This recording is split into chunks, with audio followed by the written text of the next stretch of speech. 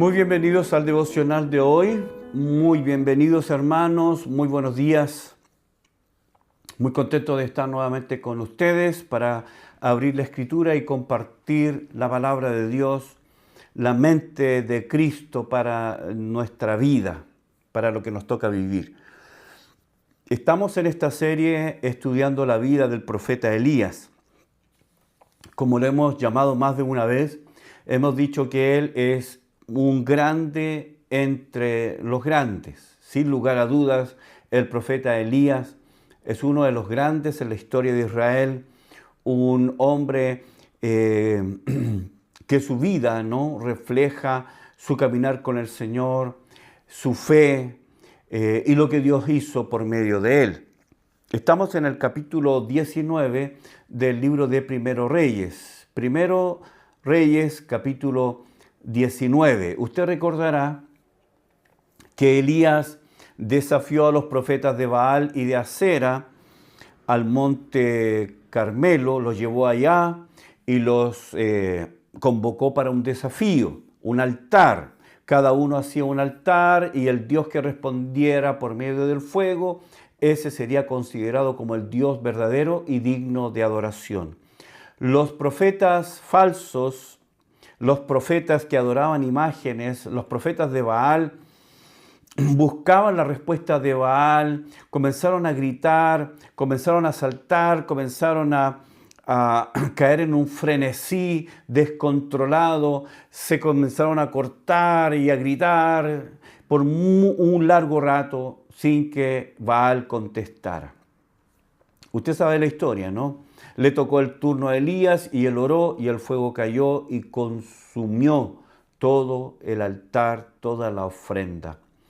En ese mismo momento Elías ordenó la muerte de todos los profetas, 850 en total, y él está tan animado, tan lleno, lleno de adrenalina, que él corre delante del carro de Acab hasta llegar hasta Beerseba, y ahí oye las palabras de Jezabel, que a pesar de que escuchó el informe de Acab de lo que había ocurrido en el Monte Carmelo, ella se juramentó que no iba a terminar ese día sin que Elías muriera.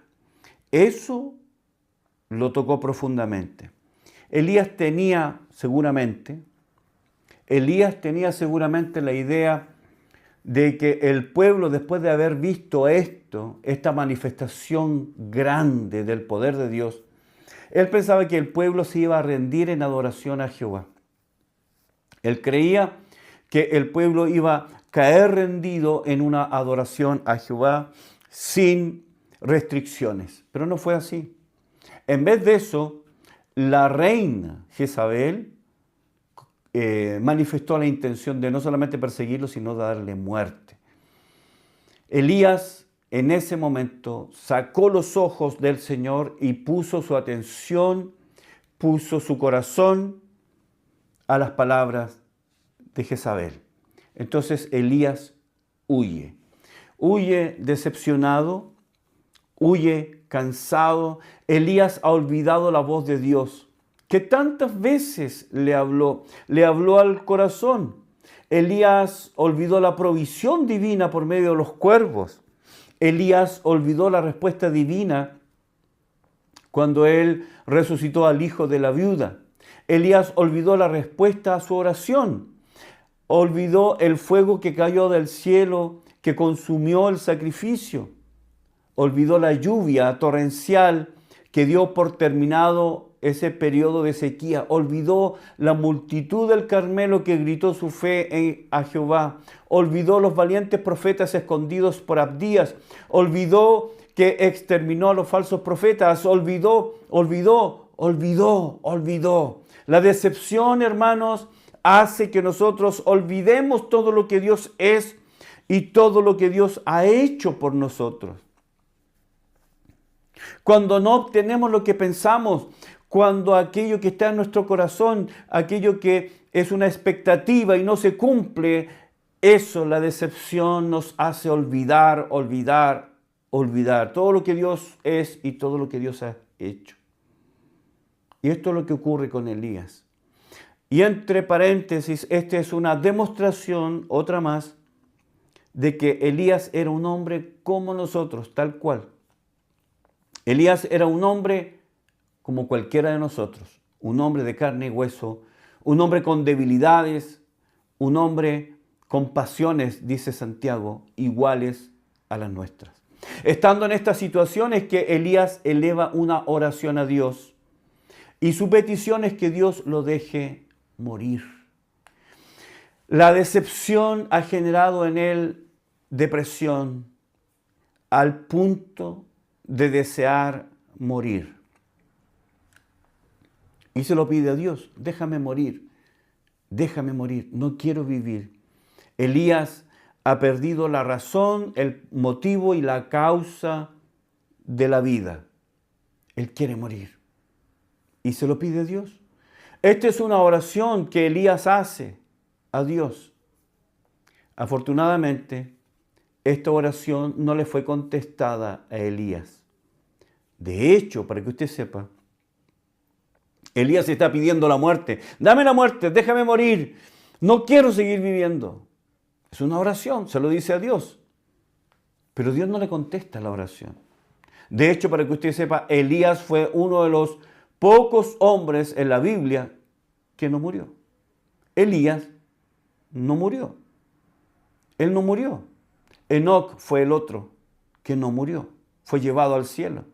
Elías también. Así que nos podemos imaginar que mientras fue llevado al cielo, sonrió y pensó en esa oración y en ese bendito no que recibió de parte de Dios como respuesta. Elías recibió un no a su oración, déjame morir.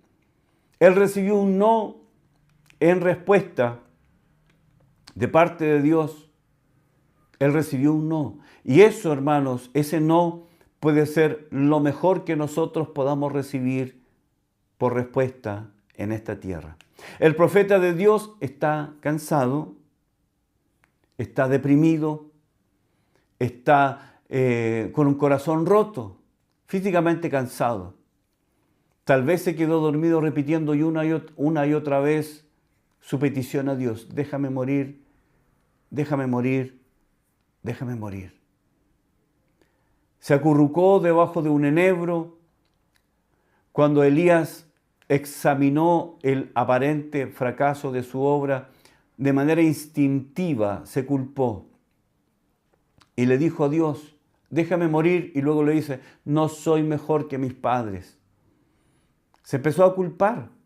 Hermanos, todo esto es ingredientes fundamentales de la depresión. Elías le dice, no soy yo mejor que mis padres. Pensó que debido a que era un pecador, así como el resto de sus antepasados, por eso la obra pereció, por eso fracasó, por eso en vez de llevar a Israel todo, una nación entera a los pies del Señor, fracasó. Y él pensó que fracasó porque yo soy el pecador, no soy mejor que mis padres, culpándose.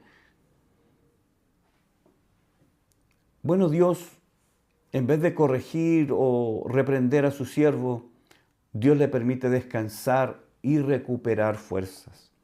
Una vez más, Elías es alimentado del cielo. La Biblia nos dice que había una torta cocida y una vasija de agua. Y esto le permite recuperar fuerzas para seguir su camino. A veces, hermanos, lo más espiritual que nosotros podamos hacer, a veces lo más espiritual que nosotros podamos hacer como hijos y como siervos de Dios es descansar. A veces el trabajo, el trajín pastoral, la visitación, el estudio, la oración, la predicación, varias veces en la semana, tener siempre un mensaje fresco, tener siempre la palabra de Dios fresca, eso es trabajo. Visitar, aconsejar, consolar, apoyar a los que necesitan, visitar a los enfermos. apoyar a los que han perdido un ser querido, llamadas telefónicas, visitas, etcétera, etcétera. Es trabajo, trabajo. Tal vez no es un trabajo físico, pero es un trabajo intelectual y espiritual. Como dije, muchas veces lo más espiritual que podemos hacer es descansar. Así que ahí tenemos al profeta que está durmiendo y que seguramente en ese momento de quedarse dormido, él repite la oración y repite la petición: déjame morir, déjame morir, déjame morir. Pero Dios le provee de alimento y le dice: todavía te queda un largo camino. Así que Elías inicia un largo camino con destino al monte Horeb, conocido también como el monte Sinaí. El recorrido es aproximadamente de 330 kilómetros. 330 kilómetros. Una persona en buen estado físico recorre esa distancia en un periodo de 10 días. 10 días, una persona sana, recorriendo cierta cantidad de kilómetros diarios, se debería demorar 10 días. ¿Sabe cuánto se demoró Elías? 40 días. 40 días. 4 veces lo que se demoraría una persona sana. ¿Por qué se demoró tanto? El viaje de 40 días de Elías no carece de significado. No carece de significado. Como dije, una persona sana debería demorarse 10 días. Él se demoró 40 días. Y como dije, eso no carece de significado. Estos 40 días tienen un propósito simbólico. Así como los hijos de Israel tuvieron un notable fracaso espiritual, y eso los obligó a vagar 40 años en el desierto. Hay una similitud entre los 40 años que Israel vagó por el desierto, los 40 días que Elías demoró hasta Horeb, los 40 días de ayuno del Señor Jesucristo. El 40 tiene un significado especial. 40 días en el desierto, 40 días caminando a Horeb, 40 días en ayuno. Así que tenemos aquí a un Elías derrotado que va a pasar 40 días caminando por el desierto para encontrarse con Dios. Y cuando llega finalmente a Horeb, se esconde en una cueva. Es posible que haya sido el mismo lugar donde Moisés esperó para ver las espaldas de Dios y recibir las tablas de la ley. Éxodo 34. Es en este lugar en que Elías oye la voz de Dios. Dios le pregunta. Elías está escondido en una cueva después de 40 días caminando, después de que sus expectativas, sus deseos, sus sueños, sus anhelos han fracasado. Elías está ahí en una cueva y oye la voz de Dios. ¿Qué haces aquí, Elías? ¿Qué haces aquí, Elías? Digamos que es la misma pregunta que Dios le hizo a Adán. ¿Dónde estás tú? ¿Dónde estás tú? ¿Acaso Dios no sabía dónde estaba Adán? ¿Acaso Dios no sabía qué es lo que estaba haciendo Elías ahí? ¿Dios no lo sabía? ¿No sabía Dios del fracaso de Adán? ¿No lo sabía? ¿No sabía que estaba huyendo Elías de Jezabel? ¿No sabía que Elías está ahí porque sus tan altas expectativas no se cumplieron y la decepción es tan fuerte que está imposibilitado de soportarla? ¿Qué haces aquí, Elías? Dios lo sabía. Dios es omnipresente, omnisciente. Y Dios pregunta no porque no lo sepa, Él lo sabe, sino que Él pregunta porque quiere oír la confesión del corazón de Elías. Él quiere oír la carga que hay en el corazón de Elías. Alguien dijo que compartir el problema con otra persona es la mitad de la solución. Cuando Dios le pregunta es porque quiere que Elías hable. Normalmente las personas que están en medio de una depresión no abren su corazón, se encierran. El dolor es tan grande y profundo que ellos se hunden en el pantano del silencio, pero Dios quiere que Elías hable.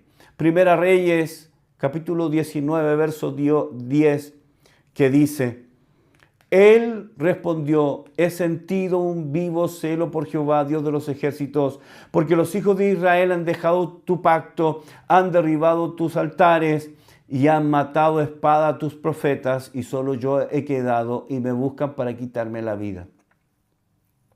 Elías declara que ha sentido una pasión que lo consume por Dios, por su carácter, por su obra. En cambio, su pueblo ha fallado en tres cosas. La primera cosa que dice Elías es que ellos han dejado el pacto. Elías está en el monte Sinaí, lugar donde Moisés recibió la ley, esa misma que indica que ellos debían amar a Dios con todo el corazón y no tener otros dioses ajenos. Ahí está. Es lo que los hijos de Israel han dejado, han olvidado. Lo segundo que Israel ha dejado es que ellos han derribado los altares. Los lugares que fueron edificados para acercarse a Jehová y ofrecer sacrificios y tener contacto con Él están derribados. Están en el piso, indicando que el culto a Jehová ha desaparecido en Israel. Y tercero es que han dejado o han dado muerte, a los profetas. El culto pagano e inmoral a Baal y a Acera se ha impuesto por sobre el culto al Dios verdadero, y por lo tanto el resultado de todo es maldad, rebelión, y es que Elías se siente solo. Por esta razón él se siente solo y perseguido y piensa, que es él el único que queda. La visión de Elías es correcta, pero la conclusión no. Dios sabe cómo tratar con un corazón doliente. Dios conoce cada fibra del corazón. Elías está decepcionado, frustrado, deprimido. Dios sabe cómo sanar heridas. Dios le pide a Elías que salga de la cueva. Una persona deprimida siempre va a buscar la oscuridad. Normalmente se encierra en su cuarto, no enciende las luces, corre la cortina, quiere estar en oscuridad absoluta, lo más oscuro que pueda. Y Elías llegó finalmente a Horeb y se esconde en una cueva, seguramente, completamente oscura. Así que Dios le dice que salga, sale Elías. Y cuando está afuera, Dios aparece delante de Elías como un grande y poderoso viento que rompía los montes y quebraba las peñas, pero el cronista nos dice, pero Dios no estaba ahí. Después un terremoto y un fuego que consumía los elementos. Frente a Elías, Dios despliega una pequeña demostración del dominio que tiene sobre los elementos. Dios es capaz de producir cambios poderosos, cambios dramáticos en el clima, en la naturaleza, en los elementos. Dios es capaz de hacer llover fuego del cielo y traspasar los montes al corazón del mar. Dios es capaz, Dios es poderoso, pero no siempre es como Dios actúa. ¿Acaso si Dios hubiera querido no habría eliminado hace rato a Acab y a Jezabel? ¿O Dios no es capaz? Por supuesto que es capaz. Hace rato que Dios pudo haber eliminado para siempre por medio de la muerte a cada enemigo suyo en Israel y haber restaurado su culto. Claro, Dios es capaz, claro que es capaz. Si Dios hubiera querido, Él habría evitado la muerte de sus profetas, pero Dios no lo hizo. Dios pudo haber intervenido en el corazón de los millones de Israel para que se volvieran a Jehová, pero no lo hizo. Si Dios hubiera querido, habría evitado ese despido que ahora lo tiene sin trabajo. Si Dios hubiera querido, Él habría sanado a ese familiar que finalmente partió a la presencia de Dios. Si Dios hubiera querido, habría salvado a las familias de divorcios y de sus consecuencias. Si Dios hubiera querido, porque Él tiene la capacidad de hacerlo. Dios es el Dios del viento poderoso, del terremoto y del fuego. Entonces nace la pregunta, ¿por qué? Si es capaz de hacer las cosas pero decide no hacerlo, ¿por qué? Si no lo hace, entonces entenderíamos que Él es un Dios que pudiendo hacerlo no lo hace, entonces eso lo convierte en un Dios malvado. Si no interviene evitando el dolor humano, entonces Dios es un tirano cósmico que se deleita en la agonía de sus criaturas y disfruta del dolor humano. Dios se presenta delante de Elías como un silbo apacible y delicado. Dios es soberano y actúa orientado por su carácter perfecto y su sabiduría infinita. Dios no se equivoca. Dios no falla, Dios no llega atrasado. Sobre todo, Dios no es cruel. Elías entonces recibe una visión clara, profunda y sencilla sobre el carácter de su Dios. Cuando el profeta oye el silbo apacible, entonces cubre su rostro en señal de reverencia. Dios ha hablado en el silencio, Dios ha hecho oír su voz en el lugar más secreto e íntimo del profeta Elías. Entonces, por segunda vez, Dios le hace la pregunta: ¿qué haces aquí, Elías? La respuesta del tisbita es la misma. Responde exactamente igual. Escuche esto. Aunque las palabras son las mismas, pero ahora el tono y la actitud del corazón no son los mismos. Israel ha dejado el pacto, ha derribado los altares, ha dado muerte a los profetas. Elías es quien tiene ahora la misión únicamente es él quien podrá cumplir. Ha quedado solo como único que puede cumplir con esa misión. Él es el único que puede hacer lo que Dios le ha encomendado, pero realmente no está solo. Pues en Israel aún quedan 7,000 que no han doblado sus rodillas a Baal. Entonces ahora Elías sale de la cueva con una misión, un propósito. Su vida ahora tiene propósito. Recuerde, hace poco ha pedido a Dios que le dé la muerte, pero ahora tiene un propósito, tiene una misión.